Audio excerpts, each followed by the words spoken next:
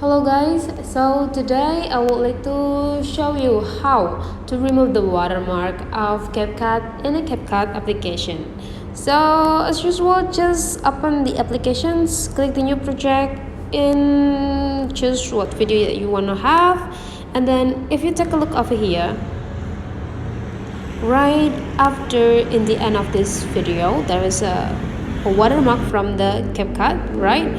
You can like take it off, you can make it gone from your video just by click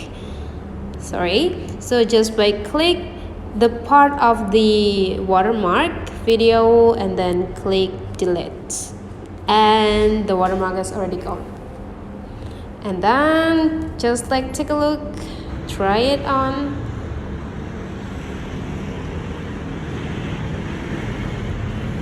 And done. There is no watermark at all. So thank you for watching.